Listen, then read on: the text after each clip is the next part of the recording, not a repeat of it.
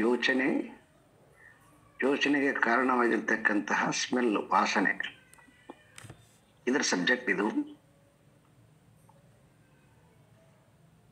ನಿಗೃಹ್ಯ ಶತ್ರೋರಹಮೋವಕಾಶಃ ಕ್ವಚಿನ್ನ ದೇಯೋ ವಿಷಯಾನುಚಿಂತಯಾಂ ಸ ಏವ ಸಂಜೀವನ ಹೇತುರಸ್ಯಾಂ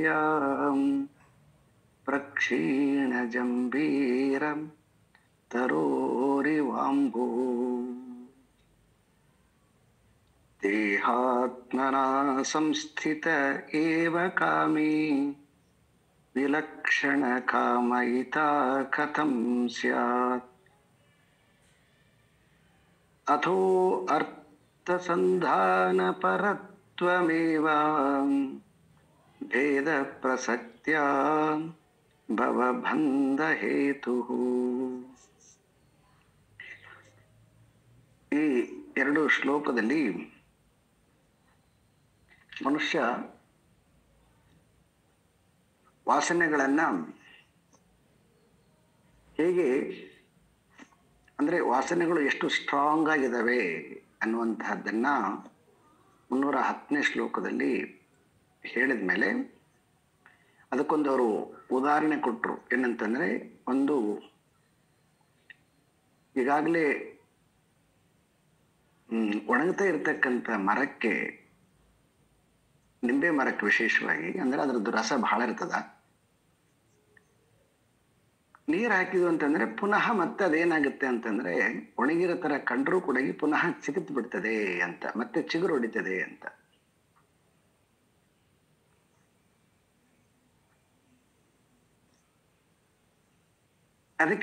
ಇದಕ್ಕೆ ಕಾರಣ ಏನು ಅಂತಂದ್ರೆ, ಈ ಮನುಷ್ಯನ ಒಂದು ಉದಾಹರಣೆಯನ್ನು ಕೊಟ್ಟರು ಅವರು. ದೇಹಾತ್ಮನ ಸಂಸ್ಥಿತ ಏವ ಕಾಮಿ.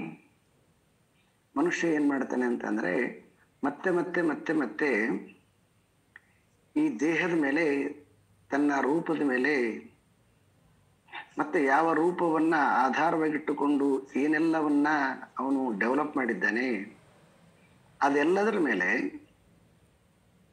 ಮನುಷ್ಯ ಮತ್ತೆ ಮತ್ತೆ ಕನಸುಗಳನ್ನ ಕಟ್ಟಿಕೊಳ್ತಾನೆ ಅಂತ. ಸೊ ಅಂದ್ರೆ ಇಷ್ಟು ವಾಸನೆಗಳು ಅಷ್ಟು ಸ್ಟ್ರಾಂಗ್ ಆಗಿದ್ದಾವೆ. ಅವು ಮತ್ತೆ ಮತ್ತೆ ಮತ್ತೆ ಏನು ಇವತ್ತು ನೋಡಿ ಏನೆಲ್ಲ ಬೇಡ ಅಂತ ಒಂದು ಹೇಳಿದ್ರು ಕೂಡ ಒಂದು ಎಕ್ಸಾಂಪಲ್ ಕೊಡ್ತಾರಲ್ವಾ, ಒಬ್ಬ ವಯಸ್ಸಾಗಿರ್ತಕ್ಕಂಥ ಮುದುಕನಿಗೆ, ಮುದುಕ ಏನು ಮದುವೆ ಮಾಡಿಕೊಳ್ತೀಯಾ ಅಂತಂದ್ರೆ, ಮದುವೆ ಮಾಡಿಕೊಂಡು ನಾನು ಏನ್ ಮಾಡಬೇಕು ಅಂತಕ್ಕಂಥದ್ದು ಹೇಳೋದಿಲ್ಲ ಅಂತ ಅವನು. ನನಗೆ ಯಾರು, ನನ್ನನ್ನು ಯಾವ ಹುಡುಗಿ ಲವ್ ಮಾಡ್ತಾಳೆ ಅಂತ ಅವನ ಪ್ರತಿಕ್ರಿಯೆ ಬರ್ತದೆ ಅಂತ. ಇದರಿಂದ ಏನ್ ಗೊತ್ತಾಗುತ್ತೆ, ವಯಸ್ಸಾದರೂ ಕೂಡ ವಾಸನೆಗಳು ಸೂಕ್ಷ್ಮ ರೂಪದಲ್ಲಿ ಅವು ದೇಹದಿಂದ ಅವು ನಿಶ್ಶಕ್ತಿಯಾಗಿದ್ದಾವೆ, ದೇಹ ದುರ್ಬಲವಾಗಿದೆ, ಆದರೆ ಬಯಕೆ ಮಾತ್ರ ಸ್ಟ್ರಾಂಗ್ ಆಗಿದೆ. ಅದಕ್ಕೆ ಇಲ್ಲಿ ಒಂದು ಮರದ ಎಕ್ಸಾಂಪಲ್ ಕೊಟ್ಟಿದ್ದಾರೆ, ನಿಂಬೆ ಮರದ ಎಕ್ಸಾಂಪಲ್ ಕೊಟ್ಟಿದ್ದಾರೆ.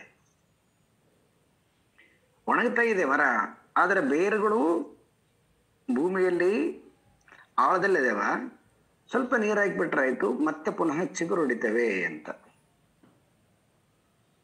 ಇದಕ್ಕೆ ಕಾರಣ ಏನು ಅಂತಂದ್ರೆ ಈ ದೇಹದ ಮೇಲೆ ಇರ್ತಕ್ಕಂತಹ ಅಭಿಮಾನ ಅಂತ ನಮಗೆ ತೋರಿಸಿದ್ರು.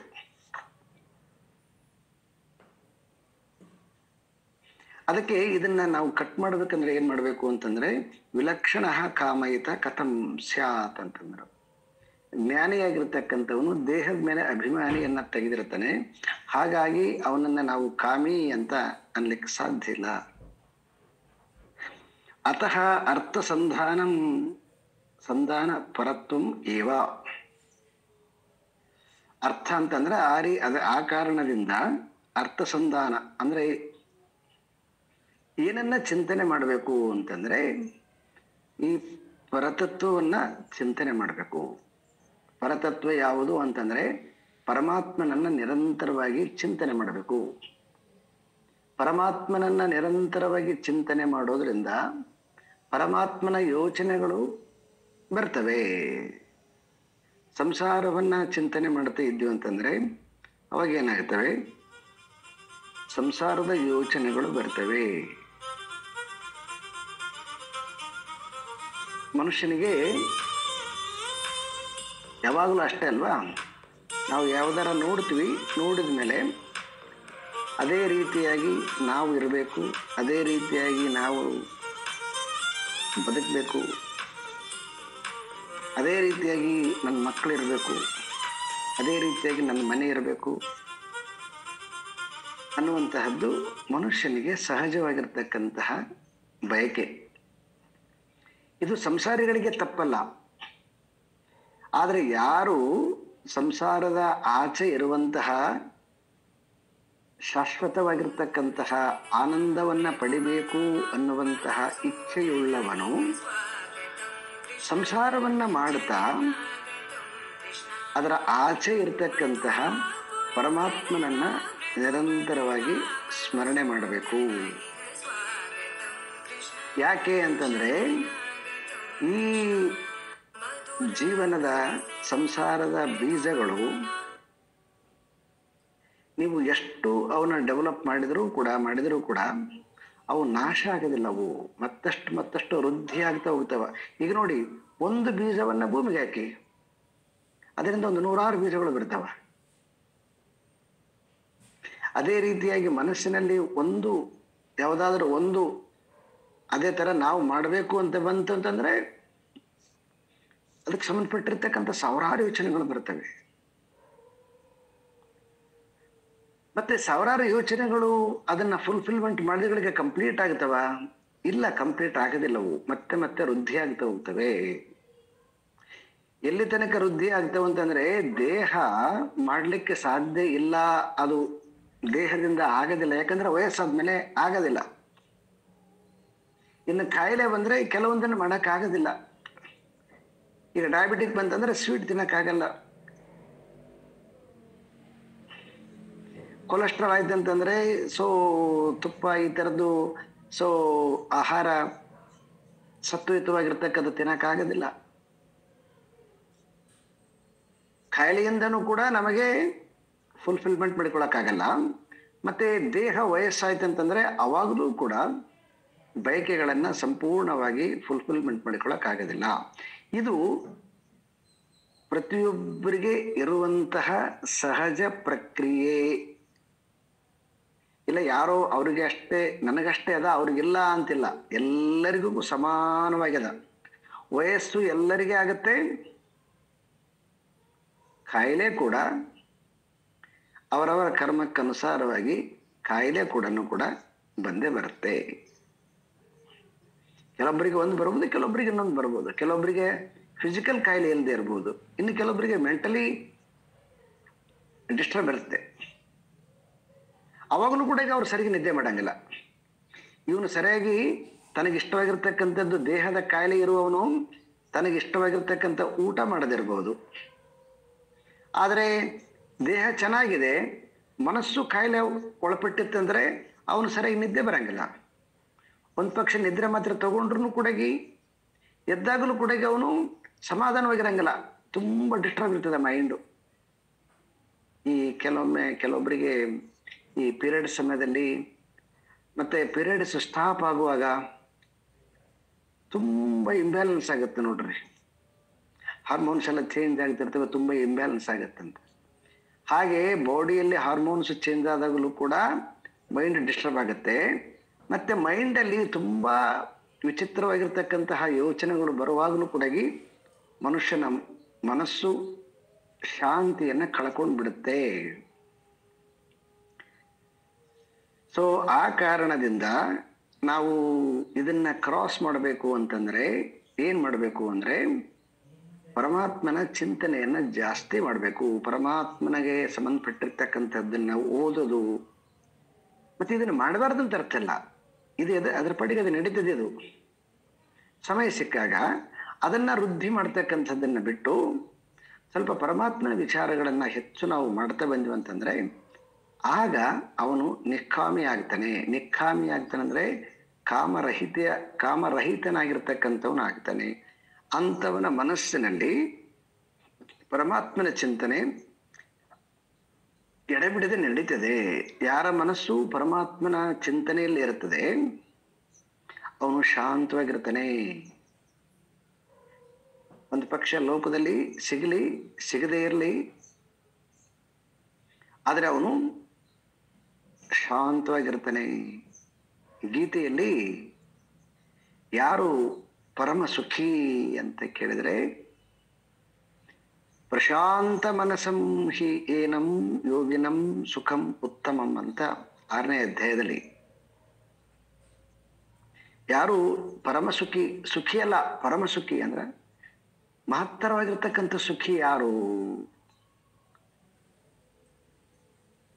ನಮಗೆ ಸುಖ ಆಗುತ್ತೆ ಲೋಕದಲ್ಲಿ. ಒಂದು ಮನೆ ಕಟ್ಟಿಸ್ತೀವಿ ಅಂತಂದ್ರೆ, ಒಂದು ಮದುವೆ ಮಾಡಿಕೊಂಡು ಅಂತಂದ್ರೆ, ಒಂದು ಬಿಸ್ನೆಸ್ ಚೆನ್ನಾಗಿ ಡೆವಲಪ್ ಆಯ್ತು ಅಂದ್ರೆ, ದುಡ್ಡು ಬಂತಂದ್ರೆ, ಗೌರವ ಬಂತಂದ್ರೆ ಸುಖ ಆಗತ್ತೆ.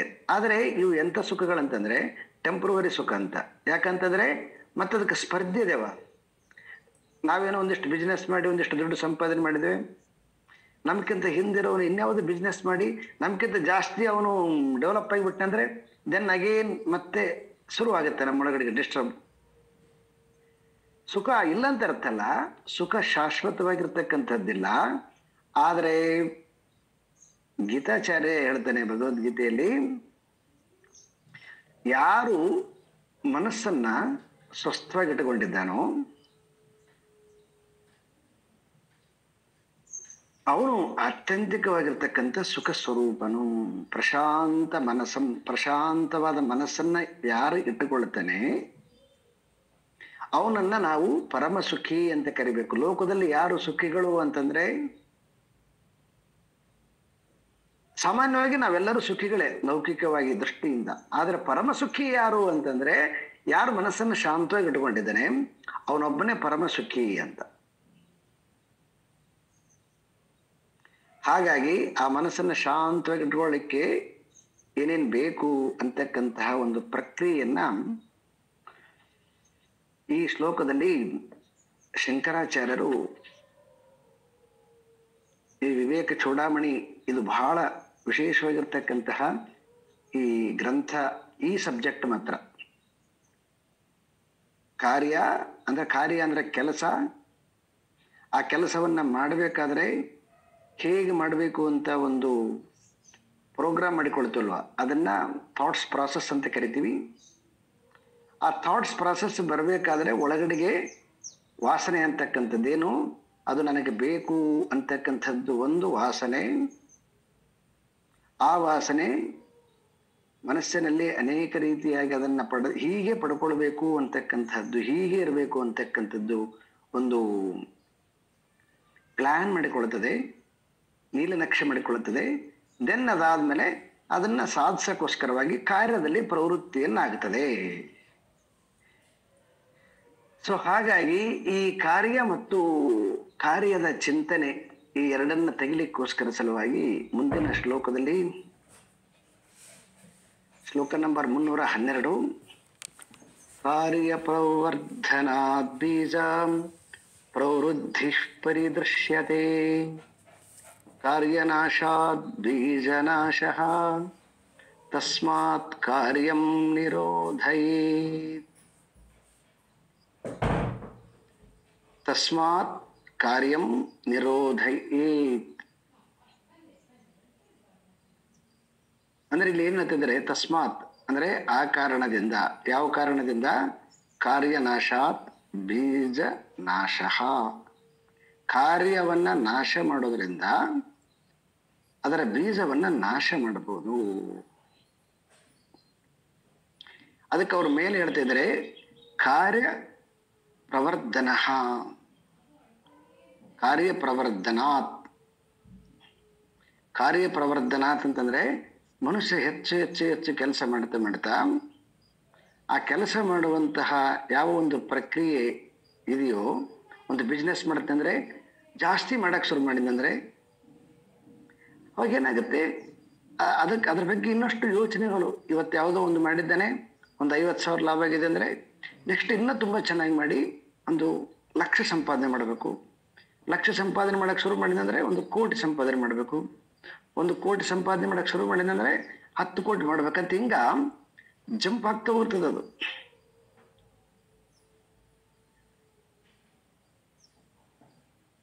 ಅದಕ್ಕೆ ಶಂಕರ ಏನ್ ಹೇಳ್ತಾರೆ ಅಂತಂದ್ರೆ ಇಲ್ಲಿ ತಸ್ಮಾತ್ ಕಾರ್ಯಂ ನಿರೋಧಯೇ.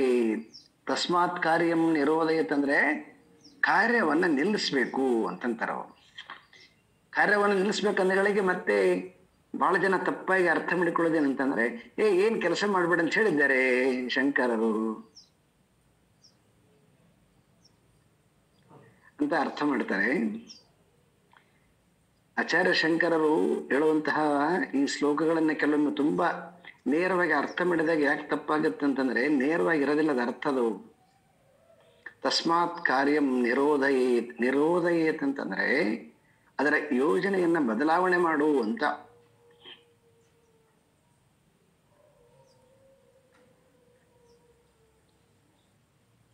ಈಗ ಸಂಸ್ಕೃತದಲ್ಲಿ ನೇತಿ ಅಂತ ಒಂದು ಶಬ್ದ ಬರ್ತದೆ. ನೇತಿ ಅಂತಕ್ಕಂಥದ್ದನ್ನ ಅಲ್ಲಗಳೆಯುವಿಕೆ, ಇದೆಲ್ಲ ಇದೆಲ್ಲ ಇದೆಲ್ಲ ಇತಿ ನೇತಿ ಅಂತ. ನಿರ್ವಾಣ ಷಟಕದಲ್ಲಿ ನಾವು ಇದನ್ನು ಉಪಯೋಗಿಸ್ತೀವಿ. ನೇತಿ ನೇತಿ ನೇತಿ, ನ ಇತಿ ನ ಇತಿ ನ ಇತಿ ಅಂತ. ನನ್ನ ದೇಹ ಅಲ್ಲ, ನಾನು ಇಂದ್ರಿಯ ಅಲ್ಲ, ನನ್ನ ಮನಸ್ಸಲ್ಲ ಅಂತ ನ ಇತಿ ನ ಇತಿ ನ ಇತಿ ಅಂತ. ಆದ್ರೆ ಅದೇ ನೀತಿಯನ್ನ ನಾವು ಕ್ರಿಯೆಯಲ್ಲಿ ಬಳಸ್ತೀವಿ. ಆ ಕ್ರಿಯೆ ಅಂತಂದ್ರೆ ಈ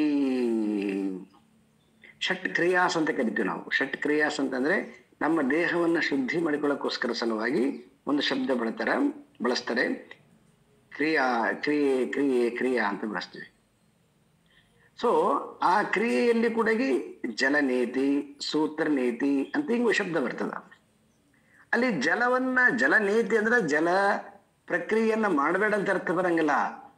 ಅಲ್ಲಿ ನೇತಿ ಅಂತಕ್ಕಂಥದ್ದು ಹೇಗೆ ವಿದ್ವಾನ್ರು ಆ ಸಂಸ್ಕೃತದಲ್ಲಿ ಅದನ್ನ ಇನ್ನೊಂದು ರೀತಿಯಾಗಿ ಅದನ್ನ ಅನುವಾದ ಮಾಡ್ತಾರೆ. ನಯತಿ ಇತಿ ನೇತಿಹಿ ಅಂತಂತಾರೆ ಅವರು. ನಯತಿ ಅಂತಂದ್ರೆ ಅದು ತಗೊಂಡು ಹೋಗ್ತದೆ. ನೇತಿ ಅಂತಕ್ಕಂತಹದ್ದು ನೀನು ಮಾಡಿದಿ ಅಂತಂದ್ರೆ ಅದು ನಿನ್ನನ್ನು ಶುದ್ಧಿ ಮಾಡುತ್ತೆ, ನಿನ್ನನ್ನು ಮುಂದೆ ಕರ್ಕೊಂಡು ಹೋಗುತ್ತೆ ಅಂತ ಹಿಂಗನೂ ಅರ್ಥ ಆಗುತ್ತೆ. ಅದಕ್ಕೆ ಸಂಸ್ಕೃತದಲ್ಲಿ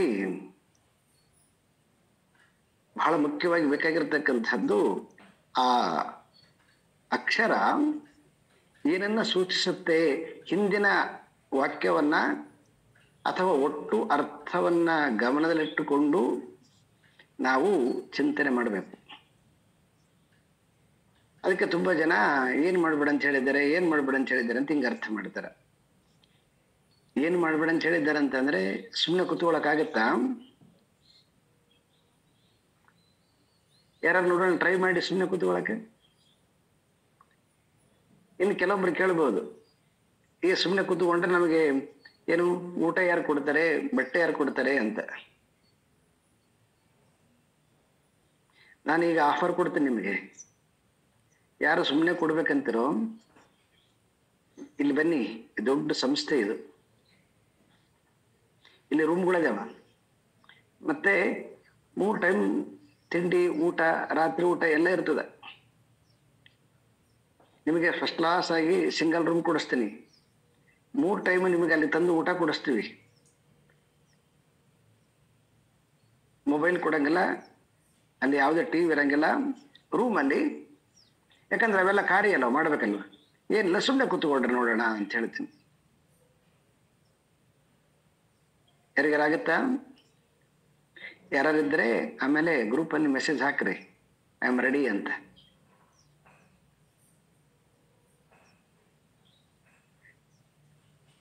ನಹಿ ಕಶ್ಚಿತ್ ಕ್ಷಣಮಪಿ ಅಂತ ಅಂದ್ರೆ ಮನುಷ್ಯನಿಗೆ ಮಾತಿನಿಂದ, ಕೈಗಳಿಂದ ಅಥವಾ ದೇಹದಿಂದ, ಮನಸ್ಸಿನಿಂದ,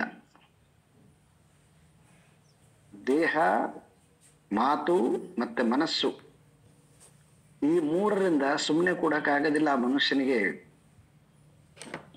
ಹಾಗಾಗಿ ಕರ್ಮ ನಿರೋಧ ಯತ್ನಗಳಿಗೆ ಕರ್ಮವನ್ನ ಮಾಡಬಾರ್ದಂತ ಅರ್ಥ ಅಲ್ಲ.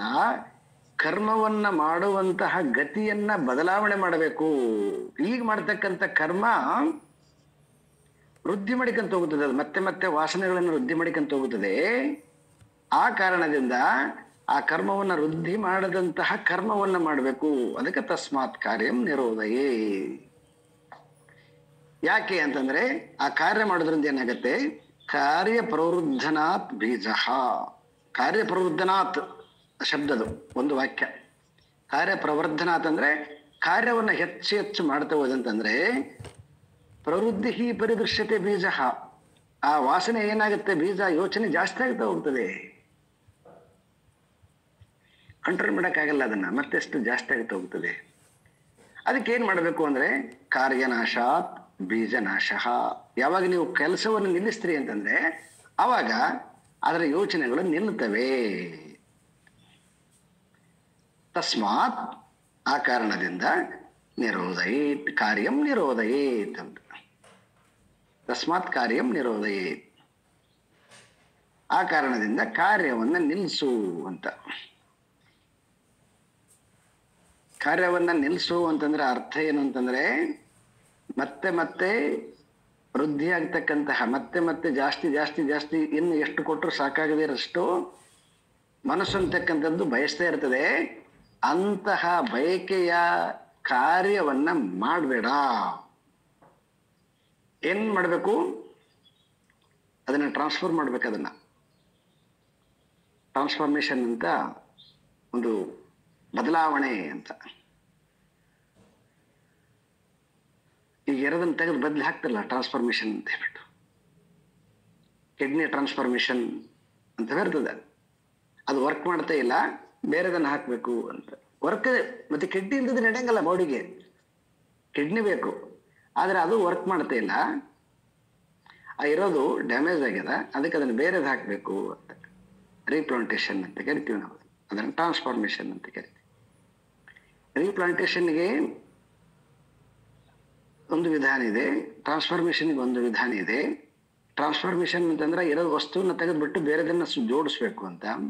ಆದ್ರೆ ಟ್ರಾನ್ಸ್ಫಾರ್ಮೇಶನ್ ಅಂತಂದ್ರೆ ಹಾಗಲ್ಲ, ಇರೋದನ್ನ ಕನ್ವರ್ಟ್ ಮಾಡಬೇಕು ಅಂತ. ಏನಿದೆ ಇವಾಗ, ಕಾರ್ಯ ಇದೆ. ಈ ಕಾರ್ಯ ಏನ್ ಮಾಡ್ತಾ ಇದೆ, ಮತ್ತೆ ಮತ್ತೆ ಮತ್ತೆ ಮತ್ತೆ ಹೆಚ್ಚು ಹೆಚ್ಚು ಯೋಚನೆಗಳನ್ನ ಮಾಡ್ತಾ ಮನುಷ್ಯನಿಗೆ ರೆಸ್ಟ್ಲೆಸ್ ಮಾಡುತ್ತೆ. ಆ ಕಾರಣದಿಂದ ಹೆಚ್ಚು ಹೆಚ್ಚು ಮನಸ್ಸನ್ನ ಡಿಸ್ಟರ್ಬ್ ಮಾಡತಕ್ಕಂತಹ ಯೋಚನೆಗಳನ್ನ ನಾವು ನಿಲ್ಲಿಸ್ಬೇಕು ಅಂತಂದ್ರೆ ಸುಮ್ಮನೆ ನಿಲ್ಲಂಗಲ್ಲ, ಆ ಕೆಲಸ ಮಾಡಕ್ ಹೋಗ್ಬಾರ್ದು. That is important. ಆ ಕೆಲಸ ಮಾಡಕ್ ಹೋಗ್ಬಾರ್ದು, ಆ ಕೆಲಸದಿಂದ ಹಿಂಪಡಿಬೇಕು. ಯಾವಾಗ ಆ ಕೆಲಸದಿಂದ ಹಿಂಪಡಿದ್ವಿ ಅಂತಂದಾಗ ಅವಾಗ ಅದರ ಯೋಚನೆಗಳು ನಮಗೆ ನ್ಯಾಚುರಲ್ ಆಗಿ ನಿಂತುಕೊಂಡ್ಬಿಡ್ತವೆ.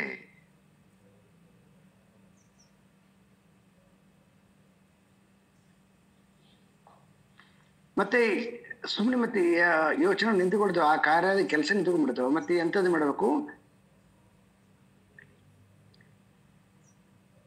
ಇನ್ಯಾವ ಯೋಚನೆಗಳನ್ನು ಮಾಡಬೇಕು ಅಂತಂದ್ರೆ ಮನಸ್ಸನ್ನ ಪರಮಾತ್ಮನ ಕಡೆ ಚಲಿಸುವಂತಹ ಯೋಚನೆಗಳನ್ನ ಮಾಡಬೇಕು. ನಾನು ಇದನ್ನ ಒಂದು ಪ್ರಯೋಗ ಮಾಡಿದೆ, ತುಂಬಾ ಚೆನ್ನಾಗಿದೆ. ಲಾಸ್ಟ್ ವೀಕಲ್ಲಿ ಒಬ್ಬರು ಪೇಷಂಟು ನನಗೆ ಈ ಏನಿಲ್ಲಿ ಹಾಸ್ಪಿಟ್ಲ್ ಇದೆಯಲ್ಲ, ಈ ಹಾಸ್ಪಿಟ್ಲು ಒಂದು ರೀತಿಯಿಂದ ನನಗೆ ಒಂದು ಲ್ಯಾಬ್ರೇಟರಿ ಇದ್ದಂಗೆ. ನನಗೆ ಅದು ಲ್ಯಾಬ್ರೇಟರಿ ಹೆಂಗ ಸೈಂಟಿಸ್ಟ್ಗಳು ಒಂದೊಂದನ್ನು ಮಿಕ್ಸ್ ಮಾಡಿ ಹೆಂಗ ಹೊಸ ಹೊಸದನ್ನ ಕಂಡುಹಿಡಿತಾರಲ್ವ, ಆ ರೀತಿಯಾಗಿ ನನಗೆ ಒಂದು ರೀತಿಯಿಂದ ಮನಸ್ಸನ್ನ ಪರಿಶೋಧಿಸ್ಲಿಕ್ಕೆ ಈ ಆರೋಗ್ಯಧಾಮ ಅಂತ ಏನು ಕರಿತೀವಿ ನಾವು, ಪೇಷಂಟ್ಗಳ ಒಂದು ನೋಡುವಿಕೆ ಅಂತ ಕರಿತೀವಿ, ಅಲ್ಲಿ ಬಹಳ ಚೆನ್ನಾಗಿ ನಾವೊಂದು ರೀತಿಯಿಂದ ಮನಸ್ಸಿನ ಮೇಲೆ ಸಂಶೋಧನೆ ಮಾಡುವಂತಹ ಒಂದು ಅದ್ಭುತವಾಗಿರ್ತಕ್ಕಂಥ ಲ್ಯಾಬೊರೇಟರಿ. ನನಗೆ ಒಬ್ಬ ಪೇಷಂಟು ಹೇಳ್ತಾ ಇದ್ರು ಅವರು, ಸರ್ ರಾತ್ರಿ ನಾನು 10:10ವರೆಗೆ ಮಲಗಿಬಿಡ್ತೀನಿ, ನನಗೆ 1:30-2 ಗಂಟೆಗೆ ಎಚ್ಚರ ಆಗಿಬಿಡ್ತದೆ. ಎಚ್ಚರ ಆದಮೇಲೆ ನಿದ್ದೆನೆ ಬರೋದಿಲ್ಲ ಅಂತ. ಈಗ ಎಷ್ಟು ದಿವಸ ಆಯ್ತಪ್ಪ ಅಂತಂದ್ರೆ ಈ ಸರ್ ಈಗ ಒಂದು 4 ವರ್ಷ ಆಯ್ತು, ಸೇಮ್ ಇದೇ ಪ್ರಾಬ್ಲಮ್ ನನಗೆ. ಮತ್ತೆ ಏನ್ ಮಾಡ್ತೀಯ ಅಂತ, ನಿದ್ದೆ ಬರ್ತಿಲ್ಲ ಅಂತ ಸುಮ್ಮನೆ ಆ ಕಡೆ ಈ ಕಡೆ ಒದ್ದಾಡೋದು, ಎದ್ದೇಳೋದು, ಒಂದು ಸ್ವಲ್ಪ ನೀರು ಕುಡಿಯೋದು, ಮತ್ತೆ ಒಂದು ಸ್ವಲ್ಪ ಮತ್ತೆ ಏನು ಡಿಸ್ಟರ್ಬ್ ಮಾಡೋಂಗಿಲ್ಲ ಬೇರೆಯವ್ರಿಗೆಲ್ಲ, ಸುಮ್ಮನೆ ಒಂದಿಷ್ಟು ಆ ಕಾರಿಡಾರಲ್ಲಿ ಒಂದು ಸ್ವಲ್ಪ ಓಡಾಡೋದು, ಮತ್ತೆ ಬಂದು ಕೂಡೋದು, ಮತ್ತೆ ಓಡಾಡೋದು, ಹೀಗೆ ಮಾಡ್ತೀನಿ ಅಂತ ಹೇಳ್ತಾ ಇದ್ದು.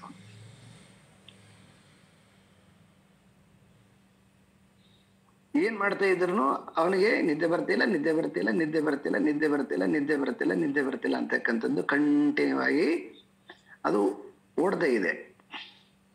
ಬರ್ತಾ ಇಲ್ಲ ಅಂತ ಅನ್ನುವಾಗ ಅದೇಂಗ್ ಬರಂಗಿಲ್ಲ ಅಲ್ವಾ? ಸೊ ಅದಕ್ಕೆ ನಾನೊಂದು ಸಣ್ಣದ ಪ್ರಯೋಗ ಹೇಳಿದೆ ಅವನಿಗೆ, ನೋಡುವ ಅಂತ ಹೇಳ್ಬಿಟ್ಟು. ಆಯ್ತು, ನಿನಗೆ ದೇವ್ರ ಮೇಲೆ ನಂಬಿಕೆ ಇದೆಯಾ ಅಂತ ಕೇಳಿದೆ. ದೇವ್ರ ಮೇಲೆ ತುಂಬಾ ನಂಬಿಕೆ ಇದೆ ಸರ್, ನನ್ನ ಆಸ್ತಿಕ ಅಂತ ಹೇಳಿದವು. ಓ, ಯಾರ ಮೇಲೆ ತುಂಬಾ ನಂಬಿಕೆ ಅದ ನಿನಗೆ? ನನಗೆ ಸುಬ್ರಹ್ಮಣ್ಯ ಅಂದ್ರೆ ಭಾರಿ ಇಷ್ಟ ರೀ ನನಗೆ. ಆಯ್ತು, ಸೊ ಅಲ್ಲೊಂದು ಇಲ್ಲೊಂದು ಶಾಪ್ ಇದೆ, ಅಲ್ಲಿ ಶಾಪಲ್ಲಿ ಈ ಜಪಮಣಿಗಳನ್ನ ಮಾರಾಟ ಮಾಡ್ತಾರೆ. ಅವಾಗ ಅವ್ರು ಹೇಳಿದೆ, ಅಲ್ಲೊಂದು ಜಪಮಾಲೆ ತಗೊಂಡು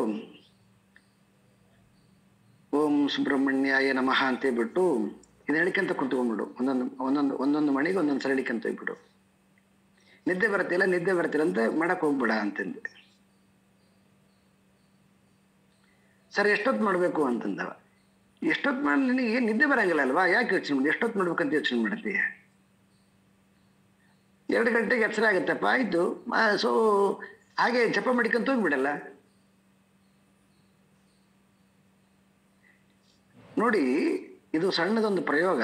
ಅವನಿಗೆ 4 ವರ್ಷದಿಂದ ಅಥವಾ ರಾತ್ರಿ 1:30ಕ್ಕೆ 1:30 ಗಂಟೆಗೆ ಎಚ್ಚರ ಆಗಿಬಿಟ್ರೆ ನಿದ್ರೆನೇ ಬರ್ತಿದ್ದಿಲ್ಲ. 4 ವರ್ಷದಿಂದ ಸಫರ್ ಮಾಡ್ತಾ ಇದ್ದಾನೆ. ಆದರೆ 1 ವಾರದಲ್ಲಿ ಎಂತ ಮಿರಾಕಲ್ ಆಯ್ತು ಅಂತಂದ್ರೆ, ಅವನು ಮಣಿ ತಗೊಂಡು ಓಂ ಸುಬ್ರಹ್ಮಣ್ಯಾಯ ನಮಃ ಅಂತ ಹೇಳಿಕಂತ ಕುಂತ್ಕೊಂಡ. 1, 2, 3, 4 ಒಂದು ಮಾಲೆ ಅಂತಂದ್ರೆ ಕನಿಷ್ಠ ಅಂದ್ರೆ ಒಂದು 20 ನಿಮಿಷ, 2 ಮಾಲೆ, 3 ಮಾಲೆ, 4 ಮಾಲೆ, 10 ಮಾಲೆ, ಹೀಗೆ ಮಾಡ್ತಾ ಆ ಕೈಯಲ್ಲಿ ಜಪಮಾಲೆ ಇದ್ದಾಗಲೂ ಕೂಡ ಗೊತ್ತಾಗದಂತೆ ನಿದ್ದೆ ಬಂದ್ಬಿಡ್ತದೆ ಅವನಿಗೆ. ಒಂದು ಅರ್ಧ ಗಂಟೆ, 1/4 ಗಂಟೆ ನಿದ್ದೆ ಮಾಡೋದು, ಮತ್ತೆ ಎಚ್ಚರಾದಗಳಿಗೆ ಮತ್ತೆ ಮಾಡೋದು. It is so within 2 weeks ಅಲ್ಲಿ ಈಗ ಆ ಸಮಸ್ಯೆಯಿಂದ ಹೊರಗಡೆ ಬಂದ್ಬಿಟ್ಟ ಅವನು.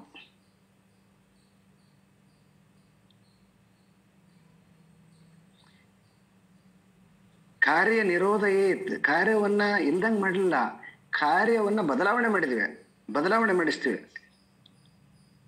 ಪ್ರಕ್ರಿಯೆಯನ್ನು ಚೇಂಜ್ ಮಾಡಿಸ್ತೀವಿ ಅದನ್ನು.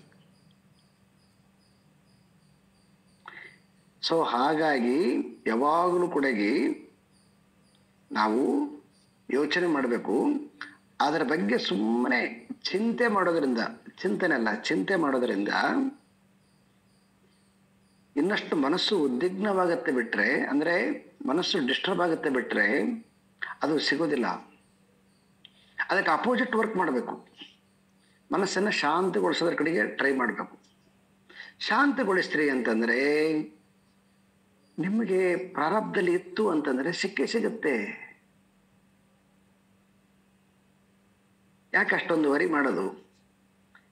ಯಾಕಂತಂದ್ರೆ ನಮಗೇನು ಸಿಗ್ಬೇಕಾಗಿರ್ತದೋ ಅದು ಸಿಕ್ಕಿರ್ತಕ್ಕಂಥದ್ದು ಗೊತ್ತದಲ್ವಾ. ಈ ರೂಪ ಇರ್ಬೋದು, ಈ ಪೇರೆಂಟ್ಸ್ ಇರ್ಬೋದು, ಈ ಹೆಂಡತಿ ಇರ್ಬೋದು, ಈ ಗಂಡ ಇರ್ಬೋದು, ಮಕ್ಕಳ ಇರ್ಬೋದು, ಇವೆಲ್ಲ ನಮಗೆ ಪ್ರಾರಬ್ಧವಶಾತ್ ಸಿಕ್ಕವಲ್ವಾ. ಹಾಗೆ ಮುಂದಿನ ಭವಿಷ್ಯದಲ್ಲಿ ಕೂಡ ನಿಮಗೆ ಸಿಗಬೇಕಾಗಿರ್ತಕ್ಕಂಥದ್ದು ಇತ್ತು ಅಂತಂದ್ರೆ ಅನಾರೋಗ್ಯದಿಂದ ಯಾಕೆ ಪಡ್ಕೊಳ್ತೀರಿ? ಆರೋಗ್ಯಪೂರ್ಣವಾಗಿ ಪಡ್ಕೊಳ್ರಲ್ಲ. ಇದನ್ನ ಕಾರ್ಯ ಬದಲಾವಣೆ ಅಂತ ಕರಿತೀವಿ ನಾವು. ಹೀಗೆ ಕಾರ್ಯವನ್ನ ಬದಲಾಯಿಸ್ತೀವಿ ಅಂತಂದ್ರೆ ಅವಾಗ ಏನಾಗುತ್ತೆ, ಆ ಕರ್ಮದ ಗತಿ ನಿಂತುಕೊಂಡು ಹೋಗುತ್ತೆ, ಮನಸ್ಸು ಶಾಂತವಾಗುತ್ತೆ. ಮನಸ್ಸು ಶಾಂತವಾಗುತ್ತೆ, ಆವಾಗ ಅದರ ಯೋಚನೆಗಳು ಇಲ್ಲದಂಗಾಗತ್ತೆ. That is ಕಾರ್ಯನಿರೋಧಯೇ. ವಾಸನಾವೃದ್ಧಿತಃ ಕಾರ್ಯಂ ಕಾರ್ಯರುದ್ಧ್ಯಾ ಚ ವಾಸನಾಂ ವರ್ಧತೆ ಸರ್ವಥಾ ಪುಂಸಃ ಸಂಸಾರೋ ನ ನಿವರ್ತತೆ. ವಾಸನಾ ವೃದ್ಧಿತಃ, ಇಲ್ಲಿ 3. ಮತ್ತೆ ಮುಂದಿನ ಶ್ಲೋಕದಲ್ಲಿ ಇದನ್ನ ಚೆನ್ನಾಗಿ ಹೇಳಿದ್ದಾರೆ, ಬಹಳ ಬ್ಯೂಟಿಫುಲ್ ಆಗಿ.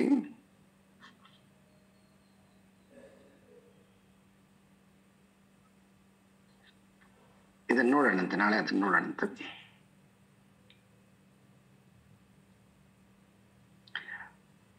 ನಮ್ಮ ವಾಸನಾ ವೃದ್ಧಿತಃ ಕಾರ್ಯಂ ಅಂದ್ರೆ ವಾಸನೆಗಳು ಹೆಚ್ಚು ಆದಷ್ಟು, ಅಂದ್ರೆ ಒಳಗಡೆಗೆ ಬಯಕೆ ಹೆಚ್ಚು ಆದಷ್ಟು ಹೊರಗಡೆಗೆ ಕೆಲಸ ನ್ಯಾಚುರಲ್ ಆಗಿ ಹೆಚ್ಚು ಮಾಡ್ತೀವಿ ನಾವು. ಕಾರ್ಯರುದ್ಧ್ಯಾಚ ವಾಸನ, ಮತ್ತೆ ಯಾವಾಗ ಹೆಚ್ಚು ಕೆಲಸ ಮಾಡ್ತೀವೋ ಆ ಕೆಲಸ ಮಾಡಿದಂಗೆಲ್ಲ ಮತ್ತೆ ವಾಸನೆ ಜಾಸ್ತಿ ಆಗ್ತಾ ಹೋಗ್ತದೆ. ಇದು ಒಂಥರ ಸಂಸಾರ ಅಂತ ಕರೆದರು.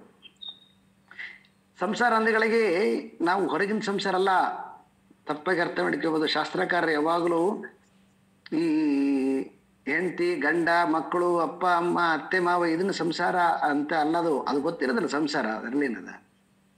ಶಾಸ್ತ್ರಕಾರರು ಸಂಸಾರ ಅಂತ ಮಾತಾಡೋಗಿ ಅಂತ ಮಾತಾಡ್ತಾರೆ ಅಂದ್ರೆ, ನೀನು ಮಾಡುವಂತಹ ಕೆಲಸ, ಆ ಕೆಲಸದ ಬಗ್ಗೆ ಮಾಡುವಂತಹ ಯೋಚನೆ, ಆ ಯೋಚನೆಗೆ ಕಾರಣವಾಗಿರತಕ್ಕಂತಹ ಡಿಸೈರ್ಸ್, ದಿಸ್ ಇಸ್ ಸಂಸಾರ. ಒಂದು ಯಾವುದೋ ಡಿಸೈರ್ ಬರುತ್ತೆ, ಆ ಡಿಸೈರ್ನ ಹಿಂಗ ಪಡ್ಕೊಳ್ಬೇಕಂತ ಒಂದು ಪ್ಲಾನ್ ಮಾಡಿಕೊಡ್ತೀವಿ. ಆ ಪ್ಲಾನ್ ಮಾಡಿಕೊಂಡು ಆ ಕೆಲಸ ಮಾಡ್ತೀವಲ್ವಾ, ಇದನ್ನ ಪ್ರಕ್ರಿಯೆ ಅಂತ ಕರೆದ್ರೆ. ಇದನ್ನ ವಾಸನೆ, ಯೋಚನೆ, ಕಾರ್ಯ, ಇದು ಸಂಸಾರ. ಈ ಸಂಸಾರ ನಾಶ ಆಗ್ಬೇಕು ಅಂತಂದ್ರೆ ಏನ್ ಮಾಡ್ಬೇಕು? ಇದನ್ನ ನೀವು ಹೀಗೆ ಮಾಡ್ತಾ ಹೋದ್ರಿ ಅಂತಂದ್ರೆ ಸಂಸಾರವನ್ನ ನಿವರ್ತತೆ, ಈ ಸಂಸಾರ ನಾಶ ಆಗೋದಿಲ್ಲ ಅಂತಂತಾರೆ ಅವರು. ಮತ್ತೆ ಸಂಸಾರ ಅಂದಗಳಿಗೆ ಪದೇ ಹೇಳ್ತಾ ಇದ್ದೀನಿ, ಹೆದರ್ಕೋಬೇಡ್ರಿ. ಸಂಸಾರ ಅಂದ್ರೆ ಹೊರಗಿಂದಲ್ಲ, ನಿಮ್ಮನ್ನ ಡಿಸ್ಟರ್ಬ್ ಮಾಡ್ತಕ್ಕಂತಹ ಯೋಚನೆಗಳ ಕಾರ್ಯಗಳೇನಿದಾವಲ್ಲ ಅದನ್ನು ಸಂಸಾರ. ಗಂಡ ಡಿಸ್ಟರ್ಬ್ ಅಲ್ಲ, ಹೆಂಡತಿ ಡಿಸ್ಟರ್ಬ್ ಅಲ್ಲ, ಮಕ್ಕಳು ಡಿಸ್ಟರ್ಬ್ ಅಲ್ಲ, ಅವ್ರ ಬಗ್ಗೆ ಇರ್ತಕ್ಕಂಥ ನಿಮ್ಮ ಅಭಿಪ್ರಾಯ ಅದು ಡಿಸ್ಟರ್ಬ್ ನಿಮಗೆ. ಮನುಷ್ಯನಿಗೆ ಇದು ಗೊತ್ತಿಲ್ಲ, ನಾಲೆಡ್ಜ್ ಇಲ್ಲ. ತನ್ನ ಯೋಚನೆಗಳನ್ನ ಅವನಿಗೆ ಯಾವಾಗಲೂ ನೋಡಕ್ ಬರೋದಿಲ್ಲ. ತನ್ನ ಯೋಚನೆಗಳಂತೆ ಅವನ ಮೇಲೆ ಆರೋಪ ಮಾಡ್ತಾನೆ, ಅವಳ ಮೇಲೆ ಆರೋಪ ಮಾಡ್ತಾನೆ. ಹಾಗಲ್ಲ ಅದು. ಈಗೊಂದು ಸಿಂಪಲ್ ಎಕ್ಸಾಂಪಲ್ಲು. ಒಬ್ಬ ಪೇಷಂಟು, ಅವನಿಗೆ ನಡೆಯಕ್ಕೆ ಬರ್ತಾ ಇಲ್ಲ, ಆರ್ಥರೈಟಿಸ್ ತೊಂದರೆ ಇದೆ, ಓಡಾಡಕ್ಕೆ ತೊಂದರೆ ಇದೆ. ಇವತ್ತು ಬೆಳಗ್ಗೆ ನಾನು ಮಾತಾಡಿಸಿರೋದು. ಸೊ ಏನು ಚೇರ್ಲೆ ಕೂತ್ಕೊಂಡಿದ್ದಾನೆ, ಚೇರ್ ಬಿಟ್ಟು ಅವ್ನು ಕೆಳಗಡೆ ಇಳಕ್ಕಾಗ್ತಾ ಇಲ್ಲ.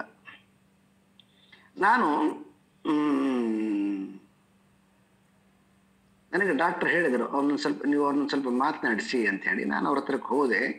ಅದು ಮಂಡಿ ನೋವು, ಆ ಮಂಡಿ ನೋವು ಬಗ್ಗೆ ನಾನು ಅವನ ಜೊತೆ ಮಾತಾಡ್ತಾ ಇದ್ದೀನಿ. ಅಷ್ಟರೊಳಗಡೆ ಅವನ ಮಗ ಆ ಯೋಗಕ್ಕೆ ಬೇಕಾಗಿರ್ತಕ್ಕಂತಹ ಮ್ಯಾಟು, ಬುಕ್ಸು ಅದೆಲ್ಲ ಕೊಡ್ತೀವಿ ಅದನ್ನ ತಗೊಂಡು ಬಂದ ಅವನು. ಆಯ್ತು ನೋಡಿ, ನಾನು ಮಾತಾಡ್ತಾ ಇದ್ದೀನಿ, ಆದ್ರೆ ಅವ್ರ ಚಿತ್ತ ಯಾಕಡೆ ಹೋಯ್ತು ಅಂದ್ರೆ ಸಡನ್ ಆಗಿ ಆ ಮ್ಯಾಟಿನ ಕಡೆ ಹೋಯ್ತು. ಅವನನ್ನ ಕೇಳಿದರು, ಇದು ಮ್ಯಾಟ್ ಎಷ್ಟಿದು ಅಂತಂದ್ರು. ಅವನು ಹೇಳಿದ, ಇದು 700 ಅಂತ ಹೇಳಿದ ಅವನು. ಮ್ಯಾಟ್ 700 ಇದು ಕಲಾಸ್ಪಳ್ಳಿ ಮಾರ್ಕೆಟಲ್ಲಿ 300 ಸಿಗುತ್ತೆ, 400 ಎಕ್ಸ್ಟ್ರಾನಾ ಅಂತ ಹೇಳಿ ನಾನು ಎದುರುಗಡೆ ಕುತ್ಕೊಂಡಿದ್ದೀನಿ. ನಾನು ಏನಕ್ಕೆ ಬಂದಿದ್ದೀನಿ ಅದು ತಲೆಯಿಂದ ಹೊರಟೋಗ್ಬಿಡ್ತು. ಅದ್ರ ಮೇಲೆ 3/4 ಗಂಟೆ ಮಾತಾಡಿದ.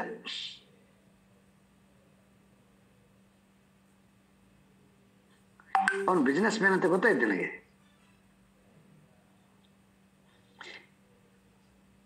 ಅವ್ನ ನಾಲೆಡ್ಜ್ ತಪ್ಪಂತ ಹೇಳ್ತಿಲ್ಲ ನಾನು.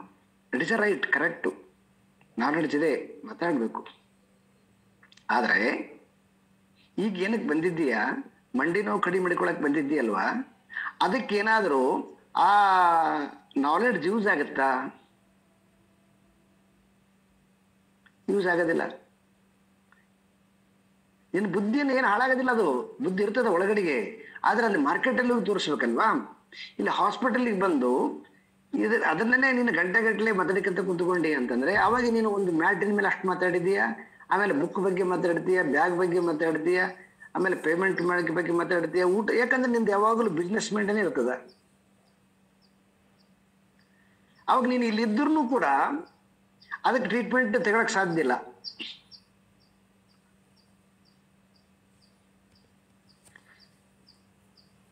ಇದು ಸಂಸಾರ. ತನ್ನ ಒಳಗಡೆಗೆ ತನ್ನ ಬುದ್ಧಿಯಿಂದ ತಾನು ಬಹಳ ಬುದ್ಧಿವಂತ ಅಂತ ಹೇಳಿಬಿಟ್ಟು ಒಂದೇನು ಯೋಚನೆದ ಒಂದು ಚಾನಲ್ ಮಾಡಿಕೊಂಡಿದ್ದಾನಲ್ಲ, ಇದು ಸಂಸಾರ. ಇದು ಹೊರಗಿನ ಸಂಸಾರ ಅಲ್ಲ.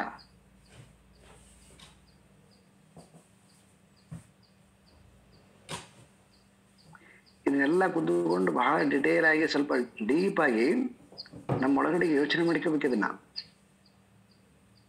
ಯೋಚನೆ ಮಾಡ್ಕೊಳಕ್ಕೂ ಬಿಡಂಗಿಲ್ಲ, ಅದು ಅಷ್ಟು ಸ್ಟ್ರಾಂಗ್ ಅದ. ಮತ್ತೆ ಇನ್ನೊಂದು ಯೋಚನೆ ತಂದ್ಬಿಟ್ಟು ಮತ್ತೆ ನಿಮ್ಮನ್ನ ಆರಿಸ್ಕೊಂಡು ಹೋಗ್ಬಿಡುತ್ತೆ. ಯಾಕಂದ್ರೆ ಆ ನಿಮ್ಮ ಅಭಿಪ್ರಾಯ ಕೇಳುವಾಗ ನನಗೆ ಗೊತ್ತಾಗುತ್ತೆ ಏನ್ ಮಾತಾಡ್ತೀರಿ ನೀವು ಅಂತೇಳಿ, ಹೆಂಗ್ ಮಾತಾಡ್ತೀರಿ ಅಂತ. ಅಭಿಪ್ರಾಯ ಹೇಳುವಾಗ ಅದು ಯಾವುದೋ ಇದನ್ನ ನಿಮಿತ್ತ ಮಾಡಿಕೊಂಡು ಇನ್ನೇನೋ ಅಭಿಪ್ರಾಯಗಳನ್ನ ತಗೊಂಡು ಹೋಗ್ತಿರ್ತೀರಿ ಕೆಲವೊಬ್ರು. ಸೊ ಮನುಷ್ಯನಿಗೆ ಈ ರೀತಿಯಾಗಿರ್ತಕ್ಕಂತಹ ತನ್ನ ಏನು ನಾಲೆಡ್ಜ್ ಇದಲ್ಲ, ಆ ನಾಲೆಡ್ಜ್ ಮೇಲೆ ಭಯಂಕರ ಅಭಿಮಾನ ಅವನಿಗೆ. ಮತ್ತೆ ವಯಸ್ಸಾಗ್ತಾ ಅದೇನೇ ಡೆವಲಪ್ ಆಗ್ತಾ ಹೋಗ್ಬಿಟ್ಟು ಅದೇ ಜೀವನ ಆಗಿಬಿಡುತ್ತಾ, ಅದೇ ಸಂಸಾರ ಆಗಿಬಿಡುತ್ತಾ ಅವನಿಗೆ. ಅದು ಸುಖ ಕೊಡುತ್ತಾ? ವಯಸ್ಸಾದ್ಮೇಲೆ ಸುಖ ಕೊಡಕ್ ಸಾಧ್ಯ ಇಲ್ಲ. ಮತ್ತೆ ಅವಾಗ ಇದನ್ನೇನಾರ ಮಾಡಕ್ ಬರಂಗಿಲ್ಲ. ಆ ಕಾರಣದಿಂದ ನಾವು ಈಗ ಚೆನ್ನಾಗಿರುವಾಗ ಈ ಕರ್ಮಕ್ಕೆ ಅಂದ್ರೆ ಪ್ರಾರಬ್ಧಕ್ಕೆ ಬಂದಿರತಕ್ಕಂತಹ ಈ ಸಂಸಾರವನ್ನ ಮಾಡ್ತಾ ಮನಸ್ಸಿನಲ್ಲಿ ಶಾಶ್ವತವಾಗಿರ್ತಕ್ಕಂತಹ ಪರಮ ಶ್ರೇಯಸ್ಸಾಗಿರ್ತಕ್ಕಂತಹ ಮನಸ್ಸಿಗೆ ಶಾಶ್ವತವಾಗಿರ್ತಕ್ಕಂಥ ಆನಂದವನ್ನು ತಂದುಕೊಡ್ತಕ್ಕಂತಹ ಯೋಚನೆಗಳನ್ನ ಮಾಡುವಂತಹದ್ದನ್ನ ಕಲಿಬೇಕು. ಅದು ಯಾವಾಗ ಸಾಧ್ಯ ಅಂದ್ರೆ ವಯಸ್ಸು ಇರುವಾಗಲೇ ಸಾಧ್ಯ. ಅದು ತುಂಬಾ ಅನಾರೋಗ್ಯ ಆಗಿಬಿಟ್ರೆ, ತುಂಬಾ ಡಿಸ್ಟರ್ಬ್ ಆಗಿಬಿಟ್ರೆ, ಹಾಸ್ಪಿಟ್ಲಿಗೆ ಅಡ್ಮಿಟ್ ಆಗಿಬಿಟ್ಟು ಅಂದ್ರೆ ಸಾಧ್ಯ ಆಗಲ್ಲ. ಅವಾಗ ಅದರದ್ದೇ ಯೋಚನೆ ಬೇರೆ ಬಂದ್ಬಿಡುತ್ತೆ. ಹಾಗಾಗಿ ಎಲ್ಲ ಚೆನ್ನಾಗಿರುವಾಗ ಮನಸ್ಸು ಯಾವಾಗಲೂ ಕೂಡ ಶಾಶ್ವತವಾಗಿರ್ತಕ್ಕಂತಹದ್ದನ್ನ ನಾವು ಯೋಚನೆ ಮಾಡ್ತಾ ಹೋದ್ವಿ ಅಂತಂದ್ರೆ ಆಗ ನಮ್ಮ ಜೀವನ ನಿಧಾನವಾಗಿ ಆನಂದ ಆಗ್ತಾ ಬರ್ತದೆ. ಮತ್ತೆ ಮತ್ತೆ ಮತ್ತೆ ಏಜ್ ಆಗ್ತಾ ಏನೆಲ್ಲ ಸಮಸ್ಯೆಗಳನ್ನ ನಾವು ಎದುರಿಸ್ಬೇಕು. ಯಾರೋ ನಮ್ಮ ಜೊತೆಲಿ ಇರತಕ್ಕಂಥವ್ರು ಹೊರಟು ಹೋಗ್ತಾರೆ. ಮತ್ತೆ ಇರೋರು ನಮ್ಮನ್ನು ನೋಡ್ಕೊಳ್ದೇ ಇರ್ಬೋದು. ಮತ್ತೆ ಇರೋ ದುಡ್ಡೆಲ್ಲ ಖಾಲಿ ಆಗ್ಬೋದು. ಬಹಳ ದೊಡ್ಡ ಸಮಸ್ಯೆ ಇದೆ ಮುಂದೆ ಇನ್ನು. ಗೊತ್ತಿಲ್ಲ, ಯಾಕಂದ್ರೆ ಅದು ಭವಿಷ್ಯದ ಯಾರಿಗೆ ಗೊತ್ತದ. ಸೊ ಅಂಥವೆಲ್ಲ ಫೇಸ್ ಮಾಡಬೇಕು ಅಂತಂದ್ರೆ ಇವಾಗ್ಲಿಂದ ನಾವು ಇಂಡಿಪೆಂಡೆಂಟ್ ಆಗಿರ್ತಕ್ಕಂತಹ ಮನಸ್ಸಿನ ಶಾಂತತೆಯನ್ನ ಪಡೆದುಕೊಳ್ಳಲಿಕ್ಕೆ ಈ ಚಿಂತನೆಗಳನ್ನ ಮಾಡಬೇಕು. ಭಗವತ್ ಚಿಂತನೆಯನ್ನ ಮಾಡಬೇಕು, ಶಾಸ್ತ್ರ ಚಿಂತನೆಯನ್ನ ಮಾಡಬೇಕು, ಸತ್ಸಂಗದ ಚಿಂತನೆಯನ್ನ ಮಾಡಬೇಕು. ಇಂತಹ ಚಿಂತನೆ ಈಗಾಗಲೇ ಬೆಳವಣಿಗೆ ಆಗಿರ್ತಕ್ಕಂಥ ನಮ್ಮ ಮನಸ್ಸಿನಲ್ಲಿ ಯಾವುದಿದೆಯೋ ಅಂತಹ ಸಂಸಾರ ಅದು ಹೊರಟೋಗುತ್ತೆ. ಇಲ್ಲ ಅಂತಂದ್ರೆ ಅದು ಹೊರಟೋಗ್ಲಿಕ್ಕೆ ಸಾಧ್ಯನೇ ಇಲ್ಲ.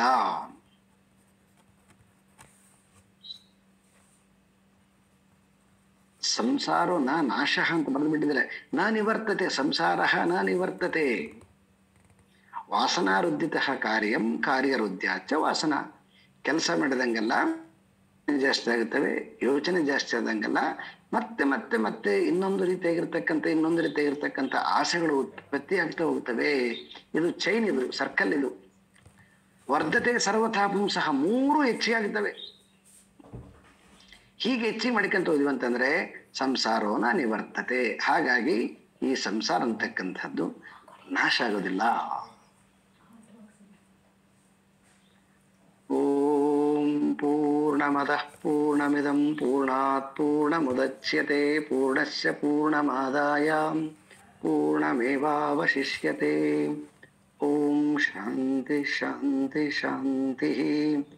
ಹರಿ ಓಂ. ಶ್ರೀ ಗುರುಭ್ಯೋ ನಮಃ. ಹರಿ ಓಂ.